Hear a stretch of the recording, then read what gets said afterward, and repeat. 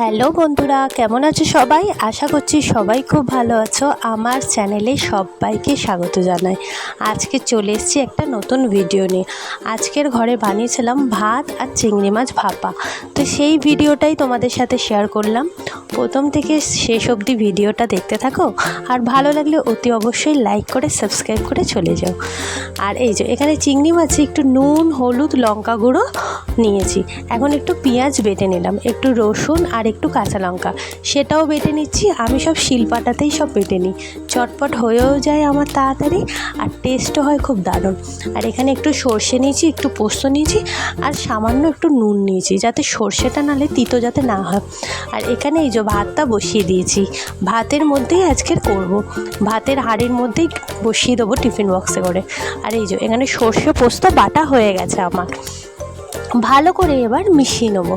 আর হ্যাঁ, এবার দেবো একটু সর্ষের তেল, যেটা না দিলে কিন্তু একদমই ভালো লাগবে না আজকে চিংড়ি মাছের ভাপাটা। তো একটু ওপর থেকে একটু সর্ষের তেল দিয়ে দেবো। এখন ভালো করে মাখিয়ে নিচ্ছি, নিয়ে এবার টিফিন বক্সে দিয়ে দেবো। চিংড়ি মাছটা এখন ভালো করে মাখিয়ে নিচ্ছি মশলার সাথে, যাতে টেস্ট হয় দারুণ। আর ভাতটা এই একটু আগেই বসালাম, ভাতটা ফুটবে আর টিফিন বক্সে দিয়ে দেবো। এই দেখো, আর 3-4টে চেরা কাঁচা লঙ্কা দিয়ে দিলাম, আর ওপর থেকে দিয়ে দিলাম একটু সর্ষের তেল, যাতে এই সর্ষের ঝাঁঝটা ভালো হয়। আর একটু ওই সর্ষে পোস্ত ধোয়া একটু ওই যে জলটা, সেটাও দিয়ে দিয়েছি।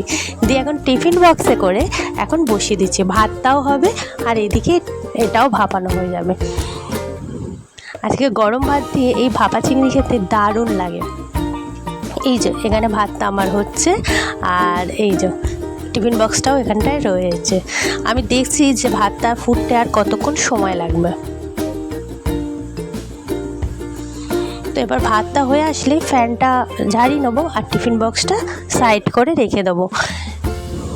তো হয়ে গেছে আমার ভাতে ফ্যান ঝাড়ানো। আর এখন এবার এই যে প্লেটে ভাত বাড়ছি। তো প্রথমেই এই যে ছেলেকে দেবো, এই যে টিফিন বক্সটা এখানে নামিয়ে রেখেছি। কি গরম, ভাতের মধ্যে আছে তো ওই জন্য একটা কাপড় নিয়েছি, এত গরম দেখেই ভালো লাগছে কালারটা। আমার হয়ে গেছে ভাপা চিংড়ি। এই যে এর একটু গ্রেভিটা একটু বেশিই আছে, কারণ ভাত দিয়ে খাবে তো, আর তো কিছু সাথে করিনি, তাই এর গ্রেভিটা একটু বেশিই আছে। তো চলো এবার ভাতের মধ্যে এবার বেড়ে দিই, ছেলেকেও দিয়ে দিই আর নিজেও খেতে বসে পড়েছি। এই যে দুপুরবেলায় এরকম ভাত আর সাথে যদি থাকে ভাপা চিংড়ি, খুব ভালো লাগে।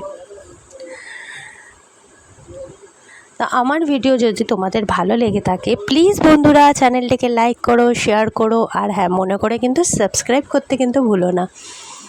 দারুণ হয়েছিল, একটা সর্ষের যে ঝাঁঝটা ছিল, সর্ষের তেলের ঝাঁঝটা ছিল, দারুণ লাগছিল।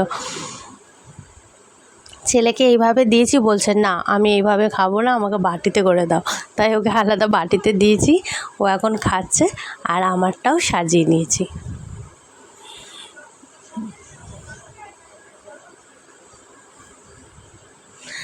ভাত দিয়ে চিংড়ি মাছের এই কারিটা খেতে ব্যাপক হয়েছিল।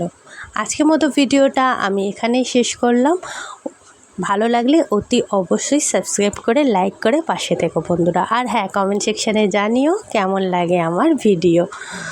আজকের মতো এখানেই শেষ করলাম, বাই।